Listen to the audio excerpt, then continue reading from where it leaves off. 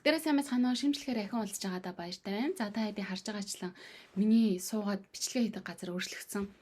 Тэр өрөөнийхөө байрлалыг солисон учраас би ингээд наадлын энэ жижиг өрөөлөгөө орж ирээд одоо ер нь нэг эндээ бичлэгээ хийж идэм билүү гэж бодоод байна. За тэгээд сая өнгөрсөн 3-7 хоногийн хугацаанд энэ 77 хоногийн амралт гээд 7 хоног шахуу бараг бүх нийтээр амардаг. Тэгээд сургууль цэцэрлэг бүгд амарсан учраас хүүхдүүдтэйгээ байсан учраас бичлэгээ хийж амжсангүй. Тэрний дараагийн 7 хоногт нь болохоор миний одоо ажилгүй амардаг 2 өдөр нь манай охин өвдсөн учраас охиноо асраад гэртээ байлаа. Тэгээд энэ мэтэр ерөөсөө бичлэгэндээ нэг л сайн одоо орж чадахгүй явсаар агаад тэгээд өнөөдөр ямарчласан гэсэн байршил солиос суугаад ямарчлаас эхлүүлэх гэж үзэж байна. За тэгээд энэ удаагийнхаа дугаараар болохоор та хэдийн харсанчлан Японы үс засалтын түүхийг ярих гэд бодсон байхгүй юу?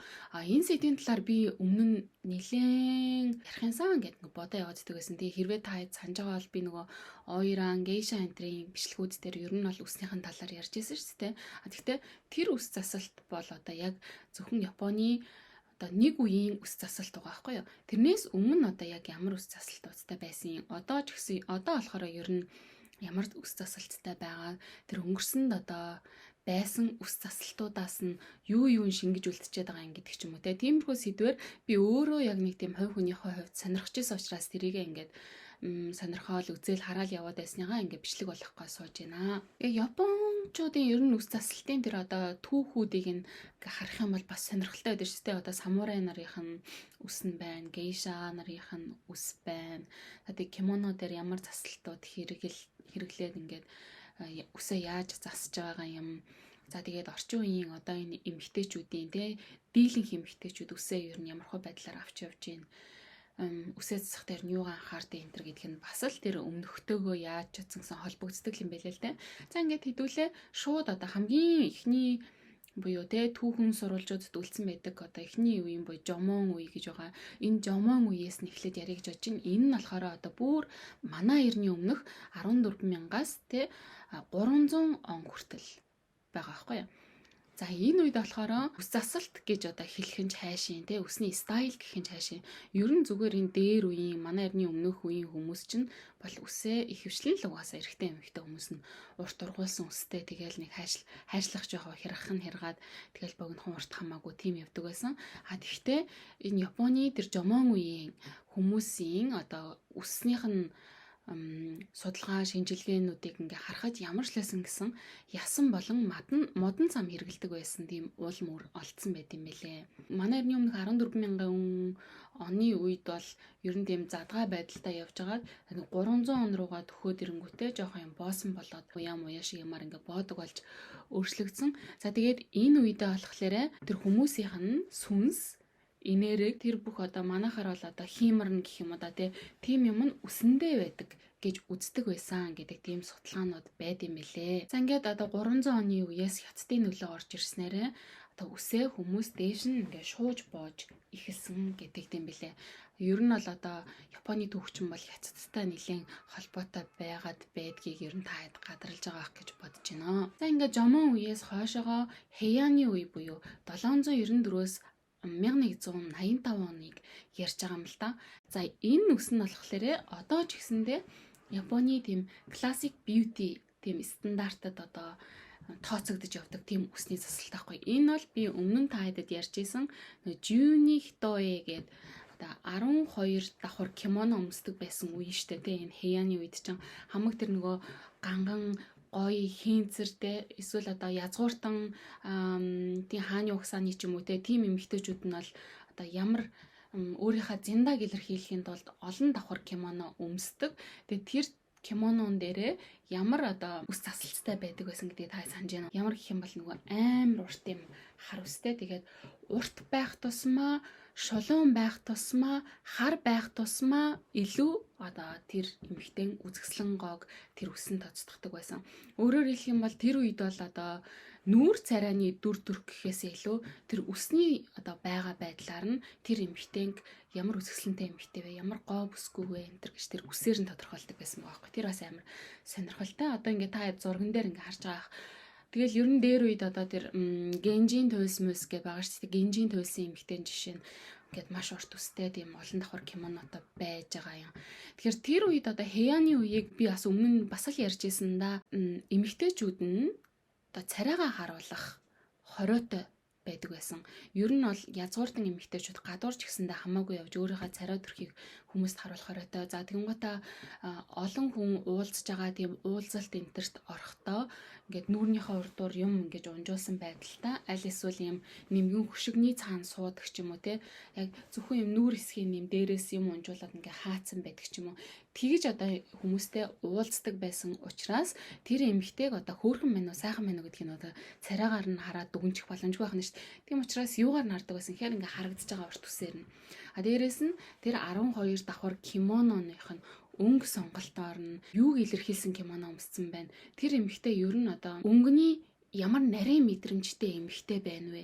А кимононыхон зураг хөрөгтэй хээгуарыг нь харахад улиралдаа одоо хэрхэн зохицуулсан байна вэ гэдэг ч юм уу. Аль эсвэл тухайн одоо кимононыхоо 12 давхар байгаа тэр давхар бүрээрээ тэ одоо яруу найраг хүртэл илэрхийлсэн байдаг байсан гэж тэгж байгаа байхгүй юу. Тэгэхээр ингээд Heian-ы үед чинь эмэгтэйчүүд илүү жоох юм ном уншдаг боловсралтай болж эхэлсэн гэж байгаа. Тэгэхээр тэр үед би одоо өөрийгөө тэ боловсралтай ном уншдаг тийм язгууртан ийм эмэгтэй гэдгээ илэрхийлэхийн тулд одоо өөрсдийнхөө тэр хувцсаараа хүртэл өөрийнхөө боловсралыг илэрхийлдэг байсан байна. Тэгэхээр үсэн ч гэсэндээ тэр хүний гоо сайхных нь илэрхийлэл нь болоод өөрөөр хэлэх юм бол үсээрээ гоо сайхнаа хувцсаараа одоо баг боловсралтай юу мэдэж байна гэдгээ илэрхийлдэг ийм үе байсан байна. За тэгээд энэ үс нь бол ерөнхийдөө голцоо 1 м а тэгтээ хамгийн урттай бол 7-оос 8 м хүртэл болж исэн гэдэг юм байд юм бэлээ. Тэгэхээр ийм урт үстэй эмэгтэйчүүд одоо ар гэрийн ажил хийх үү гэвэл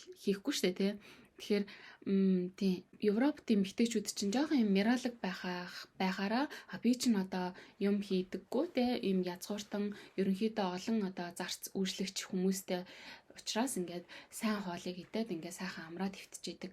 Учраас би жоохон миралэг байгаамаа гэд. Тэгээд тэр миралэг эмэгтэйчүүд чинь ерөн жоохон язгууртан одоо хөөрхөн сайхан гэж ингэж харагддаг байсан үе байдаг гэдэг шиг одоо энтхийн эмэгтэйчүүд нь ч гэсэндээ би урт үстэй яагаад гэвэл би одоо янз янзын юм хийх шаардлагагүй тэ язгууртан тийм өндөр дээд зэрэглэлийн гаралтай одоо ахайтан одоо юу гэдэг те тийм хүн юмаа гэдгээ илэрхийлдэг байсан бахнэ. Энэ урт ус одоо юу юун дээр гардаг вэ гэх юм бол хулснаас олддог одоо Кагуя химигийн үлгэр гэж байгаа штэ. Энийг бараг ихэнх нь мэдж байгаа ах гэж бодож байна. За мөн Акира Куросавагийн Рашомон хоолго гэх кинон дээр тэр нөхрөө алдсан бүсгүй одоо өөрөө алсан ч юм уу те тэр бүсгүй бас одоо яг энэ Heian-ы үеийн алдартай үс засалцтай байдгаа. Энэ үс засалтыг бас одоо химээ засалт гэж хэлдэг одоо гүнжийн засалт гэж хэлдэг. Яг энүүгээрээ нэг юм тайралцтай, энүүгээрээ нэг тайралцтай тэгээ хойноо бооцсон байдаг. А тэр эхлээд тэр үсээ задгаа тавьдаг байж байгаа сүүл үе рүүгээ ингээд ганцхан ширхэг юмар ингээ боодог болсон билээ л дээ. Тэр нь болохоор будааны шуудаа шиг юм уутыг үзүүрийг нь ингэсэн байдаг. Хэрвээ Японд амьдардаг эмэгтэйчүүд байдаг бол одоо олон хилээр нь 10 кг-аар будаа ч юм уу захиалж авахлаар ийм будааны юм оромог байдаг шүү дээ. Ийм хатуувтар тэрүүгээр ингэж зангидаж боогоод нэг ийм хөрх юм үсгээд үсээс үлдэн тэгэж боодог болсон байгаамаа. За тэгээд энэ үсний засалтан дээр нүүрний будаг ямар байдаг байсан бэ гэх юм бол хөмсгөө бол ингээ арилгаад эсвэл хусаад тэгмээдээ энэ хоёр дээр нэг юм хоёр жижигхэн юм өөрийнхөө хар юм зурдаг байсан байгаа байхгүй. Тэр нь манай нөгөө зэрэг нэмхийн өмнө кинонд дэр гардаг боролтойгийн хөмсгтэй адилхан тийм хөмсгтэйгээр одоо мейкапа хийдэг байсан гэсэн үг ээ. За тэгээд энэ стилийг болохоор Subera-kashi гэж хэлдэг юм байна л да. Хэрвээ яг энэ үсний засалтыг хайж таад илүү дэлгэрэнгүй үзэх юм бол саяны энэ үгээр хайж үзэх нь байна. За тэгээд ийм үсийг бол дээрээс нь хэн хэрэгэлдэг вэ гэсэн бэ гэх юм бол одоо өндөр зэрэглэлийн бие үнэлэгчд буюу одоо нөгөө ойран энэ төр байгаа шүү дээ. Гейша бол одоо бие үнэлэгчтэй орохгүй шүү дээ тий. Би нэг хэд хэдэн юм харсан юм аа нөгөө. Гэхдээ энийг заавал ч угаасаа монголчууд мэдээд ахалбгүй. Гэхдээ Японд хурж ирээд одоо кимоно өмсөө зураг авах үедээ би одоо Японд хурж ирээд нөгөө гейша болж үзэх гэж байгаа гэд хүмүүс тэгээд идэг. Тэгээ гейшагаас дээрээс нь бие үнэлэгч гэсэн бас бодолтой хүмүүс байгаа гэдэг. Ер нь бол гейша ч бие үнэлэгч биш одоо тийм цайны газрын одоо артисттэй уран бүтээлч эмэгтэй бага наснаас ахуулаад тэр урлагаар хичээллэж цайны ёслолын про тэ мэрэгжлийн болтлоо ингэж хичээлдэг тийм эмэгтэйчүүдийг хилж байгаа шүү дээ. Яг тэр дунд нь бол ганц нэг тиймэрхүү юмнууд байсан гэж үздэг ч гэсэндээ гейша бол одоо тийм хүмүүс бол бишээ. Тэгэхээр та хэд маань хэрвээ ядаж миний бичлэгийг үзэж байгаа хүмүүс те Японд хурж ирэхдээ одоо би гейша болж үзэж байгаа гэж хэлэх үү? Би кимоно өмсөж үзэж байгаа гэж одоо хэлвэл арай илүү тохиромжтой байх юм болоо гэж бодож байна. Тэгээ дээрэс нь гейшаг одоо биеийн үнэлэгч юм шиг хоорондоо ингээд ярилцах чинь өөрөө одоо энтхийн яг соёлоо мэдж байгаа хүмүүст нь бол жоохон шицэрэй те жоохон бүдүүлэг юм шиг санагдах болно. Гэхдээ мэдээж мэдгүйгээр одоо тэгж ярьж байгаа юм бол заавал тэгж энэ одоо ястаа гэж тэхгүй л дээ. Гэхдээ яг хуу мэдээд авах гэмгүй. За эрэгтэйчүүдийнх нь үсний засалт болохоор энэ хэяны үед ямар байсан бэ гэх юм бол үсээ ингээд дээшээгээ авчираад хойноо бонготой дээрээ авчираад ингээд боодог ийм байсан. Сумуунаар одоо яг тэр засалтаар үсээ зассан хэвээрээ байгаа. Ерөнхийдөө тэр одоо өв соёлоо тэ хадгалаад аваад ирсэн гэсэн. За ингэж үсээ дээшээгээ боож байгаа нь ямар учиртай гэх юм бол Дебюси гэд энэ малгай гэх юм уу те малгай гэж одоо эхлэх байгаа энэ жишээлх юм бол одоо ханхүүг саяхан нас бид хүрснийхэн дараагаар одоо ёслол үлдсэн шүү дээ. Энэ ёслын талаар би нэг бүтэн бичлэг хийсэн байгаа. Тэгээ энэн дээр ингээд одоо тэр малгайг нь өмсгөх ёслол гэж тусдаа ёслол хийж байгаа. Тэгээд энэ ёслол дээр энэ малгайг нь бол малгай биш титэм гэж хэлж байгаа байхгүй. Тэгэхээр энэ титэм малгайг өмсөхийн тулд үсээ ингэж дээш нь авчираад хэрвээ ингээд үсээ дээш нь боочих юм бол хой талаасаа бол маш цэвэрхэн ингэж харагддаг гэдэг утгаараа үсээ дээшээ боодог байсан гэж байгаа юм. Ер нь бол одоо энэ Японы энэ ёслолууд бүх юм чинь бүх юмыг ямар ч өөгүй юм цэвэрхэн байлгах тийм одоо чин байлгадаг угаасаа тийм учраас тэр артлын үсийг одоо яаж цэвэрхэн байлгах вэ? Тэр цэцмийг өмсний дараа толгойг яаж цэвэрхэн харагдуулах вэ? Тэр хүнийг яаж цэвэрхэн харагдуулах вэ гэх юм бол үсийг одоо энэ титмэн доор нь оруулж өгөх хэрэгтэй мэн гэдэг юмнаас л үүссэн болоо гэж ер нь бодлоо. За тэгээд одоо энэ хэяны үеийн энэ засалтаар бол эмэгтэйчүүд хизээ одоо хувцалдаг вэ гэх юм бол ихэвчлэн одоо хааны хатан хааны гүнж замун хааны одоо гэр бүлийн эмэгтэйчүүд янз янзын томоохон ёслолуудад оролцохдоо яг энэ хэяны үеийн үс засалтаар одоо гойж нөгөө 12 давхар кимоног өмсдөг юм байна лээ. Тэгэхдээ мэдээж энэ бол одоо жоохон хиймэл маягийн үсийг л зүгэл явж байгаа л да. Тэрнээс биш бид нар чи өдөр тутамдаа бол одоо тийм үстэй байна гэж байхгүй шүү дээ. За ингээд хэяны үе дууссаны дараагаас бидний сайн мэддэг эдогийн үе рүү ингээд үлээ шууд үсрээ гэж бодож байна. Яагаад гэх юм бол одоо энэ дунд чинь яг нэг тийм цохоод хэлчмээр тийм нарийн юмнуудыг нь хэлэхгүйгээр яг том үсрэлт болсон, дэв сасалтын үсрэлт болсон онууд руу шилжиж явъя гэж бодож байна. За эдогийн үе буюу 1600-аас 1868 он Японы дээр үеийн түүхөөс одоо хамгийн тайван сайхан байсан үе гэж хэлэгддэг.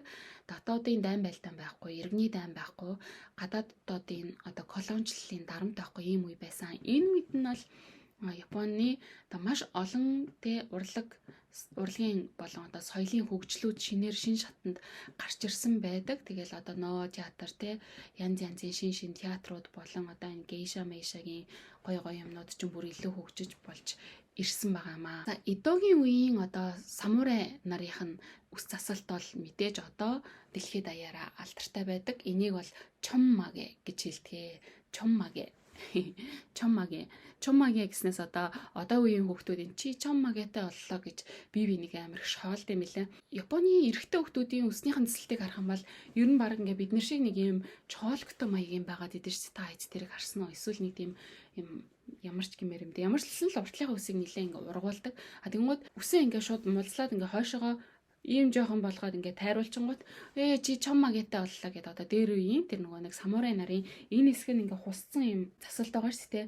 Тэрэн шиг тийм чоммагетай болцсон гэ би нэгэ шоолоод тийм байл та. Сүүлд нь л би ер нь тэрийг нь ойлгосон. Тэгээ одоо манаа хүмүүж жишээлх юм бол үсийг ингээ жоохон багасгаад жижигсгчээ гэхээр би чоммагетай болмооргүй байна. Наа чин чоммаге энэ төр тэгээд байдаг байхгүй. Тэгэхээр чин одоо яагаад энтхийн эрэгтэй хүмүүс үсээ тэгэж уртаар ургуулдаг вэ гэх юм бол бас тэр соёлынх нь юм цаана бүр одоо дээр үетэйгээ холбоотой тийм юм нь яваад байгаа гэдэг нь бас сонирхолтой. За тэгээд энэ чоммаге буюу үснийхаа тэр дээдлийн хэсгийг яагаад тэгж авдаг байсан бэ гэх юм бол дуулга тогтоох зорилготой байсан гэж ярьд юм бэлээ. Мөн одоо хуйг дуулга өмссөн байгаа цэргүүд маш их халуун байдгаас одоо халуунаас ангижруулах гэж тэр дээд үеийн хэсгийнх нь үсийг нь хусдаг байсан. За мөн бөөс гарахаас сэргийлдэг байсан гэж үздэг юм байлээ. Тэгээд тэр чом магийн үснийх нь одоо дээдлийн хэсэг нь хуссан ч гэсэндээ артлын дээр урт үс байгаа шүү дээ тий. Тэр урт үсэнд нь бол энэ самурайн одоо хэйян бүр нөгөө жомоны үеэс яригдж эхэлсэн шигэ энэ самурайн үсэнд нь бол өөрийнх нь одоо тэр сүнслэг байдал бол шингэсэн байдгаа гэж үздэг учраас тэр одоо арийнхаа үсэндээ бол маш их хүндэтгэлтэй ханддаг байсан. Өөрсдөө ч хүндэтгэлтэй ханддаг эхнэр одоо гэр бүлийнх нь хүмүүс ч гэсэндээ тэр үсэнд нь одоо хамаагүй хүрдэхгүй байдаг ч юм уу те. Сумонорын үс ч гэсэндээ тийм штэ. Одоо тэр үсээ бол маш их хүндэлдэг. Тэр үсэнд нь одоо баргалдаа ирч хүч тиймэр сүлд нь одоо явж идэг гэж үздэг. Тэгээд зодог тайлхтаа одоо тэр үсээ хойдлынхаа үсийг хайшлуулад авч байгаа штэ. Тэр хэсэгтээ одоо ингээд зарим сумонор бол нулимс тослуулж харагддаг. Яагаад гэвэл одоо тэр үсэнд чинь маш их утга учир байдаг учраас тэр ертөнцид байгаа хүмүүст бүр нэн ялангуяа тэднэрт бүр их утга учир байгаа учраас тэгэж нулимс тослуулдаг байх нэ. За тэгээд эхлээд одоо хэлсэнчлэн зөвхөн дуулга тогтоох зориулалттай одоо бөөс үржихээс хамгаалсан, эрхийн халуунаас одоо хамгаалсан тиймэрхүү зориулалттай байсан бол сүүлдээ бол одоо энэ нь тэр самурайн өөрийнх нь статустай холбоотой болж ирсэн байхгүй ямар одоо зэрэглэлийн самурай энтер гэдэг нь хүртэл одоо тэр үс засалтаар нь харагддаг болсон гэж байгаамаа. Тэр Last Samurai-гийн кинон дээр самурайн тэр хойдлынх нь үсийг авж байгаа бас нэг тэр сцен байдэн штэ. Тэр самурай ингээд одоо амьдрал нь дуусч байгаа юм шиг ерөнхийдөө маш их сэтгэлээр унж ичгүүртэй байдалд орж байгаа. Тэгээ орж байгаа учраас ингээ уйлж байгаа. Тийм зоригтой дээрэс нь одоо хизээч үхэхэд бэлэн гэж байгаа тэр тийм хүчтэй хүмүүс үсээ тэгж тайрахыг бол одоо төвчшгүй зүйл гэж бодож уйлж байгааг харах юм бол ер нь бол үсэнд нь ямар их утга учир байсан бас нэмж харагдаж байгаа болов гэж бодож байна. За тэгээд тэр үснүүдийг бол ингэ тайрж эхэлснээр бол самурайн 90 үе дуусаад одоо шинэ 90 үе буюу Мэйжигийн үе эхэлж байна гэдэг тэр тохиог хүмүүст өгч эхэлсэн гэж үздэг. За гэхдээ тэр үед одоо Чоммагийг хайчлаад за энэ самурайгийн үе 90 үе одоо дууссан бид нэр шинэ үеийг одоо авчрах ёстой гэж үзэж байгаа ч гэсэндээ одоогийн энэ 21-р зуунд бол мэдээж өв уламжлалаа хадгалж үлдэхийн тулд энэ Чоммаги гэдэг зүйлд бол одоогоороо хүндэтгэлтэй ханддаг илүү юм соёлд одоо сонирхолтой хүмүүс нь гэсэн үг шүү дээ тий. Тэрнээс ч одоо манай хүүм шиг жижигнүүд бол Чоммагиг одоо инээдтэй учраас тийм үстэй болмооргүй байна гэдэг ч юм уу тиймэрхүү ярианууд бол гаргаж байгаамаа. За Эдогийн үеийн эмэгтэйчүүдийн үсний засалт бол за ер нь бол бараг л одоо Япон үс засалтын хамгийн одоо оргил үе нь байсан. Ер нь бол одоо Япон үс засалтыг ямар вэ гэх юм бол бараг дэлхийн хүмүүсийн 70-80% нь энэ Эдогийн үеийн эмэгтэйчүүдийн үс засалтыг бол хэлэх болов гэж бодож байна. Ямар үс засалт байдаг вэ гэх юм бол кимонон дээр өмсдөг үс шиг ийм үсийг хэлж байгаамаа. Эдогийн үеийн эмэгтэйчүүдийн үсний засалт бол ойролцоогоор бараг 270-аас 280 гаруй төрлийн үсний засалт байдаг гэсэн гэж байгаа юм.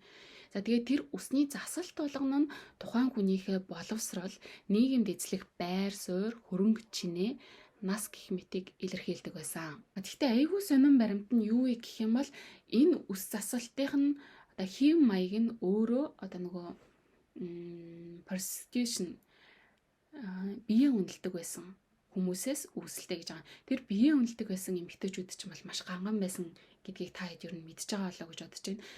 Ялангуяа бүр өндөр зэрэглэлийн биеэ үнэлэгчт нь болоод ирэхээр бүр биеэж үнэлэх шаардлагагүй зүгээр л тэр эмэгтэй одоо тэгээ 2 дугаар суугийн ажлыг хийхгүйгээр зүгээр л тэр хүнтэй хамтдаа одоо цагийг өнгөрөөж өгснөөрөө нөгөө хүнд нь баг одоо юу гэдэг нэр хүндтэй ч юм шиг тийм болсон хэмжээний тийм сонин хөгжилтэй болсон шүү дээ. Эдогийн үед чинь ойран гэж хэлээд байгаа тэр эмэгтэйчүүдийг.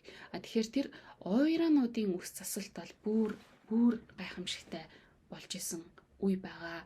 За тэгээд ойрануудаас ч юм уу санаа авсан тэр үс засалт бол Эдогийн үед бол цэцгэлж исэн гэж хэлж байгаа юм. За ингээд хэдийгээр одоо энэ үс засалтууд ингээ 270-80 гаруй төрөл байгаа ч гэсэндээ үндсэндээ ер нь тэр нэг үснийх нь хэлбэрийг нь хараад маигами буюу урд хэсгийн үс ингэсэн юм шиг. За дээрэс нь маге буюу дээр байгаа боолцтой хэсэг.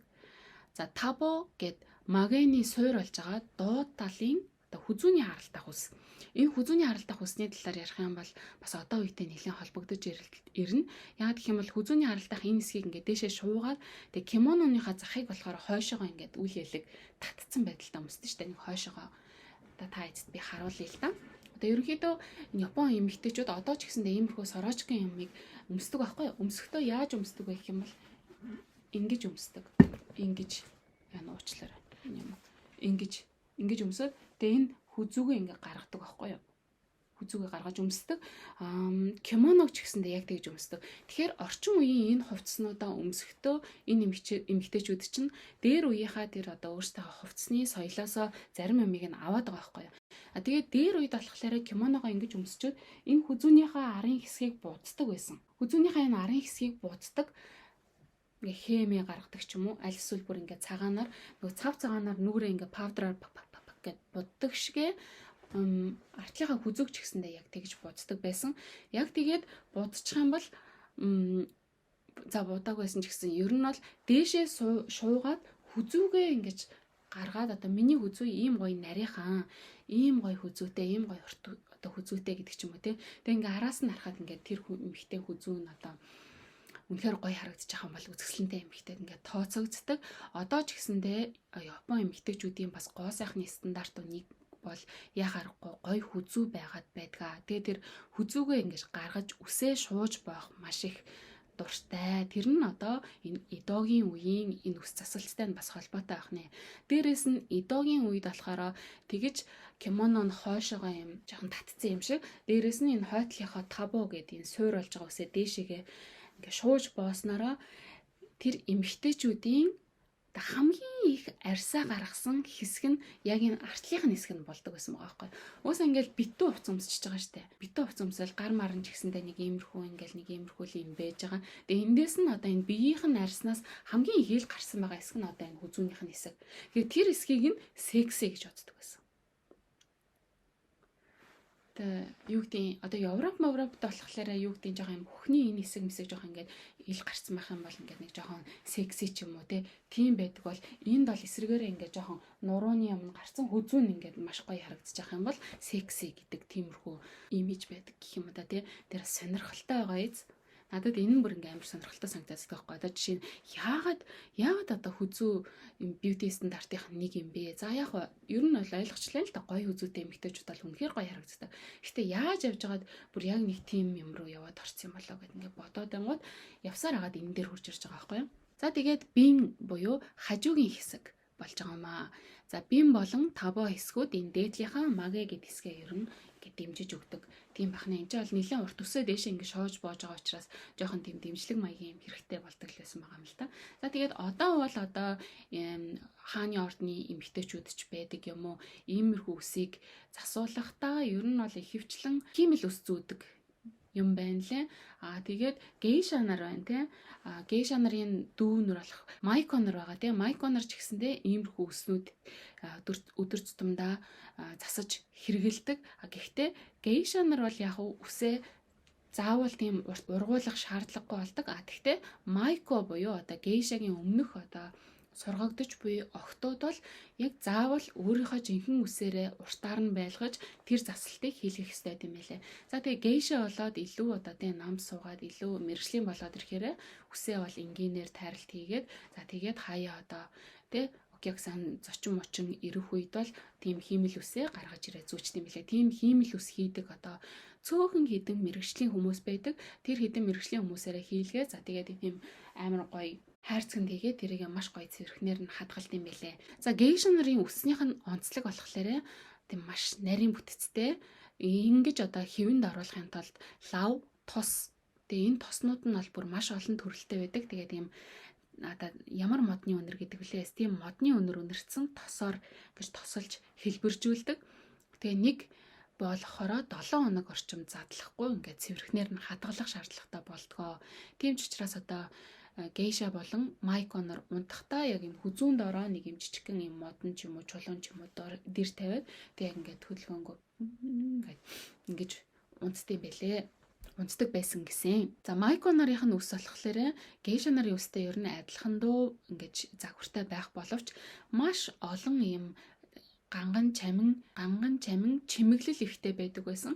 Тэрүүгээр одоо юуг илэрхийлж байгаа гэх юм бол майконоор бол сургагдаж байгаа залуу охтууд гэдэг утгаараа тий одоо эмэгтэйчүүдийн өсвөр нас тий залуу нас гэдэг утгаараа угаасаа гоё юмд дуртай, гялалздаг юмд дуртай, тий өөрийгөө олох гэж байгаа янз янзын чимэглэлүүдээр өөрийгөө гоёх дуртай тэр үе гэдэг утгаараа гейша нар ч болохоор тэр үеэ даваад хойноос нь ингээд нэг тийм mature тий одоо илүү төлөвшсөн, илүү тийм нэг намтай тийм болдог учраас толгоондоо бол янз янзын гоёл чимэглэл зүүдэггүй байсан. За харин ойрануудын үсний засалт бол за зүгээр бүр тэнд нь 10-20 кг юмнууд хатхаастай байдаг байсан гэдэг жбайгаа юм. Тэнд нь одоо алтан идэл, мөнгөн идэл, за тэгэл үнэт чулуунууд гээд маш олон гоёмсог тийм чимэглэлүүд зүйлстэй байдгаа. Гэтэ сая 10 гээд арай жоохон хэтрүүлчих шиг боллоо шүү. Нэг хэдэн килограмм орчим зүүдэг байсан гэдэг жаа. Эндээс угаасаа харахад та хайдад бол ойлгомжтой гол гэж бодож байна. Тэгэд энэ хатгцсан байгаа юмнууд нь магадгүй орчин үедтэй одоо пиавер хуванцар те хийгээд ингээд аргалж болохоо боловч дээр үедээ бол эн чинь ингээд дандаа л алт мөнгөтэй металл аль эсвэл яс гэдэг ч юм уу дандаа хүнд юмнуудаар ингээд зүү чимэглэдэг байсан байгаа юм. За тэгээд энэ эмэгтэйчүүдийнх нь толгоондоо зүүгээд байгаа энэ чимэглэлүүд бол бас л тус бүрдээ нэртэй, тус бүрдээ утга учиртай, тэр сам нь тэгэл хаана яаж хатгасан байна энэ ингээл бүх юм нь бүгдээрээ нарийн одоо утга учиртай юмнууд байгаа юм. Жишээлх юм бол бонтинг гэдэг байна. Бөөрөнхий хавчаар. Тэгээд энийгээ заавал одоо толгойнхоо орой дээр байршуулах хэрэгтэй. Бира гэж байгаа юм. Энэ нь дуу хавтан үсгийн тулд хоорондоо нийлдэг хоёр саваа. За энэ нь хөдлөх эсвэл одоо салхи хүлээх үед хоорондоо жингэндэг жижигхэн цагиргатай байсан гэж байна. За огибира гэж энэ нарийн төмөр уцтай юм хавчаараа гэж байна. Сэнс шиг харагддаг учраас одоо гүнж хэв маягтай холбоотой. За гих мэтэр ингээл одоо чимэглэл болгоно өөрийн гэсэн нэртэй зүсгэлтэй байдаг. Тэгээд эднүсийг сонгож авахдаа маш нарийн одоо бодолцож байж сонгож авдаг байсан гэд тэгж байгаа юм. За тэгээд энэ Эдогийн үед үсний засалт одоо 270-аас 80 гаруй төрөл байдаг байсан. Тэгээд үсний засалтны юм байгаа юм чинь үсний чимэглэлүүд нь бүр маш олон төрөл байгаа штэ. Тийм учраас Эдогийн үеийн одоо энэ үс засалт бол Япон хэлний үгсийн санг бол маш их тэлж өгсөн гэж хэлдэм билээ. Тэгээд энийг нь одоо тэр бүрчлэн цээжлэх юм бол одоо бид нарт бол маш хэцүүрстэй. Өөрсдөө ч баг зарим юмыг нь тэгж нарийн нэрлэж чаддаггүй байлуу гэж би бол бодож байгаа. За ингээд Мэйжигийн үе рүү орж ирж байгаа юм л да. Мэйжигийн үе рүү орж ирэхэд мэдээж нөгөө нэг хуучин бурангуй ёсыг халаад шинэ үе рүү орж ирж байгаа гэдэг утгаараа илүү юм баруунжсан нийгэм рүү орж ирж байгаа гэдэг утгаараа тэр эмэгтэйчүүд бол одоо тэр үс засалтуудаас аль болох татгалзаж ирсэн. Ялангуяа үнтэй хүнд чимэглэлүүд дээрэс нь маш урт үснүүдээс татгалзаж ирсэн гэж үздэг. Яагаад гэх юм бол тэр үс засалтал зүгээр л одоо эмэгтэйчүүдийг зовоодог, зовлонтой юм байсан. Хитрхи эмэгтэйчүүдэд үзэсгэлэнтэй байхын тулд, сайхан байхын тулд хитрхи их одоо ачааг үүрүүлж байгаа тийм юм аа. Тэрний оронд бид нэр одоо ингээд зүгээр л юм хөнгөн энгийн амьдрмаар байна. Хөнгөн үстэй энгийн ус засалцтай ингэж амьдрмаар байна. Бид нар одоо тэр хүнд чимэгнүүд зүйлтийг зүүмээргүй байна гэдэг тиймэрхүү одоо сэтгэлгээр шилжиж орж ирсэн гэж хэлдэм билээ.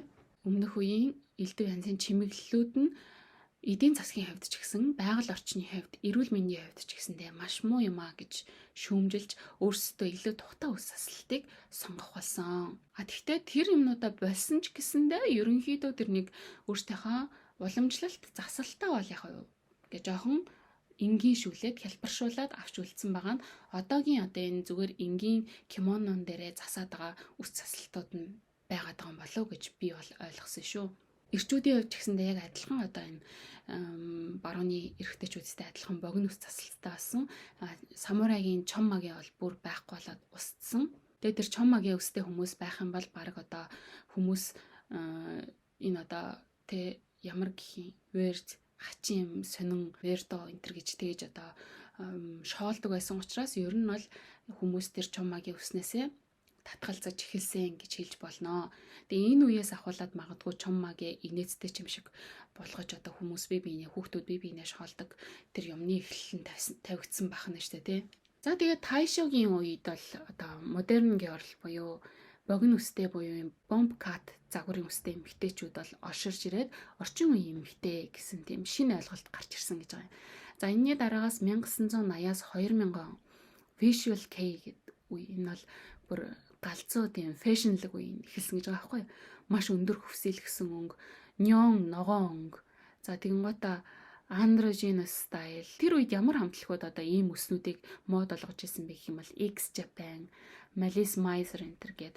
А дээрэс нь Gyaru гэдэг одоо нөгөө жинхэнэ амар том pop соёл нь гарч ирж байгаа штэ. Gyaru өснүүдийг бол одоо ч гэсэндээ бүр үнэхээр вау гэдэг хүмүүс байгаа. Тийм Gyaru өс тасалтууд бол одоо ч гэсэндээ энэ pop соёл дотор бол алтартай хിവэрэл байгаа. Тэр чинь 1980-аас 2000 онд байчаад тэгээд алга болсон юм биш. Тэгээ энэ Gyaru style бол одоо тэр хуучны үеийн тэгээ уламжлалт үс засалтыг бүр ингээд 180 градус эргүүлээд тэ урт хар үс тэгээ шулуун байх тусмаа гоё гэдгийг юм тэ. Заавал урт байх албагүй. Ямар бол ямар байж болно. Бүрийн богинохон тэ бүр эрэгтэй хүн шиг юм засалцтай ч байж болно. Тэр нь хар байх албагүй. Бүр ингээд бүр солонгийн 7 өнгөтэй байгээ. За тэгээд дээрэс нь тэр нь шулуун байх албагүй. Тэрийг бол бүр яаж буржилгаж болж шүү. Ингэж буржилгана. За тэгээд маш цэвэрхэн байх албагүй. Үнэн арзаад сарцаагаад бүр ингээд бүр улам эмх цэгцгүй байх тусмаа гоёо гэдэг одоо тэр модерн арт руу ерөнхийдөө пост модерн руу нэлээд нөхөж ирсэн байгаа байхгүй одоо хуучин үеийг бол бүр ингээд за ингээд одоо ч гэсэндээ энэ Gyaru стилийн өснүүд бол мэдээж алдартай. Дээрэс нь одоо Heian-ы үеийн нөгөө ийм урт хар тайралтай шүү дээ. Ингэж нэг тайраад ингууд ардаа урт өстэй. За энэ чинь болохоор одоо юу гэж хэлж тайрдаг вэ гэх юм бол химекат гүнжийн тайралт гэж хэлдэг. Ийм химекатууд ч гэсэндээ одоогоор алдартай байгаа. За тэгээд эдгээр одоо бүх үс засалтуудыг бол ерөнхийдөө таад анимуудэрээс маш их харж исэн болов гэж бодож байна. За мөн энэ чон магийн бол одоо кабуки театрт болон сумо бөхчүүдээс бид нар харах боломжтой байгаа. За эдгээр одоо үс засалтуудаас гадна мэдээж одоо Японд бол одоо Korean style layer тийм ингэж тараад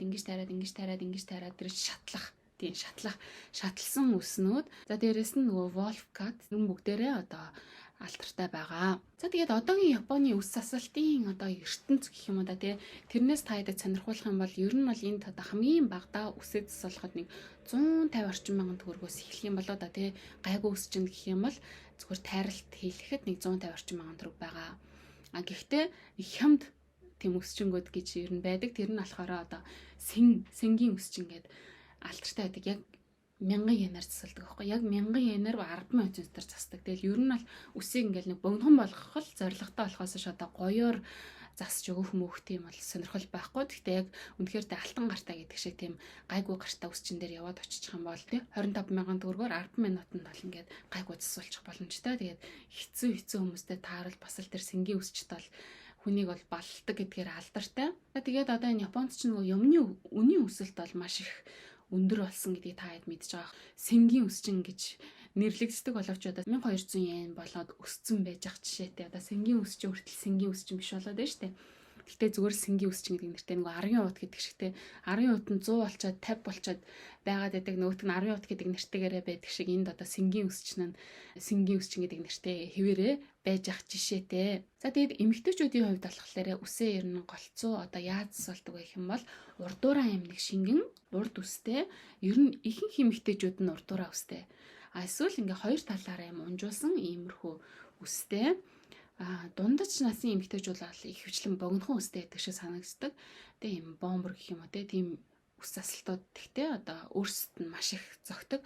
Яагаад гэвэл тэд нэр юм магадгүй жижигхэн нүртэй болоод ш тэр юм уу ийм жижиг үсний засалтууд гой зөгтөг. Дээрээс ингээ нөгөө гоо сайхныхаа ямыг илэрхийлээд хүзүүн гараад тэд нарт чинь одоо гоё байдаг юм шиг байгаа юм. За тэгээд цамцаа ингээд өмсчин тий. За тэгээ хар үс гэхээсээ илүүтэй жоохон цайвар үсийг илүү голчилж таашаадаг юм шиг санагдсан. Ер нь хар үстэй эмэгтэйчүүд байдаг ч гэсэндээ ер нь ихэнхийг харахаар жоохон цайрцсан. Гэхдээ бүр тийм хэтрүүлж цайруулахгүй. Жоохон цайвар болгоцсон байхад л ер нь гоё гэж үздэг юм шиг надад санагдсан. За ерөнхийдөө одоо үсний тухай миний өгөх мэдээллүүд бол иймэрхүү байна. Ер нь бол Японд үс гэдэг зүйл бол маш чухал юм аа. Бид нар шинэ үсэнд нь бол одоо өөрсдийнх нь тэр сүнс сүлдний явж идэм аа гэдэгт бол бат итгэлтэй байдаг. Нөгөөдөөр энийг батлах гэж байгаа юм шиг те. Японы бурхан гэдэг үг чинь ками-сама гэж байж байгаа. А тэрэн шиг үс гэдэг үг чинь бас ками гэж хэлэгддэг. Хоёулангийнх нь дуудлага адилхан, гэхдээ ханз нь мэдээж өөр байж байгаа. Тийм ч утгаараа одоо үсэнд бол тэ миний бурхан одоо миний өөрийн сүнс явж байгаа гэдэг юмыг илэрхийлж байдаг. Дээрээс нь аим шиг кинонууд ч гэсэндээ ер нь үстэй холбоотой юмнууд амирх гарч ирдэ шүү дээ. Одоо янз чөтгөр шулмсан гарч ирэхээ өмнө нэг үс мүс гэр мэрээр нэх үзэгддэг ч юм уу. Аль эсвэл үс нь энэ тэндээс нь унжиж орж ирэх байдаг ч юм уу те. Тэгэл нэг тийм сүнстэй байшин гэх кинон дээр ч гэсэндээ үс нь тэр киног илүү их аимшигтай болгоод байдаг ч юм уу те. Үс ер нь эвгүй шүү дээ те. За ерөнхийдөө ингээд хэдүүл энэ бичлэгээ нүргээд өндөрлөе. Энийний дараагийн бичлэг дээр болохоор би чинь юу хий гэж бодоод төлөвлөж байгаа бэ гэх юм бол Японы эрэгтэйчүүд, эмэгтэйчүүдийн эртнээсээ тэд нар одоо яаж болцдог байсан, хайр дурлал нь ер нь ямархуу байдлаар өрнөдөг байсан гэдэг тэр сэдвийг бас жоохон сонирхоод судлаад байгаа. Тэгээ тэрийгээ нэг боож баглаа та эцтэй одоо сонирхолтой гэж бодож байна. Дээр үед яаж болцдог байсан юм бэ? Одоо үед ер нь яаж болцдог болоод байгаа юм бэ гэдгийг нь одоо өнгөрснөөс нь одоо хүртэл яриа гэж бодож байгаа. Тэгээ жоохон юм хальт сонсоход одоо жишээ нь дээр үед эмэгтэйгийнхаа гэрт одоо 3 шүн ирэх хэвээр бүрий болохоор ирээд үүр цайгаас өмнө гэрээс нь гарч явах хэвээр. Тэгээ эхний өдөр хурж ирчээд дараагийн өдөр нь одоо ирэхгүй байх юм бол тэр эмэгтэй одоо өөрийгөө жишээ нь гологдсон тооцсон гэж байгаа. Хоёр дахь өдөр нэрчээд 3 дахь өдөр нэрэхгүй байх юм бол ингээд тэр харилцаа дуусна. 3 өдөр яваад хурж ирэх юм бол 3 дахь өдөр дээрээ тэр эмэгтэйгийнхаа ээж аавтай танилцаж одоо цаашаад ураг барилдах талаар ярьдаг энэ төр ч гэх шиг те. Тиймэрхүү сонин юмнууд бас байдсан байлээ. Тэгээд тэр бүх мэдээллүүдээ базаж бэлдээд тэгээд дараагийнхаа дугаартаа ярих гэж бодож байна. Ингээд хэдүүлээ. Дараагийн бичлэгээр ярих уулзлаа. Түр баяртай.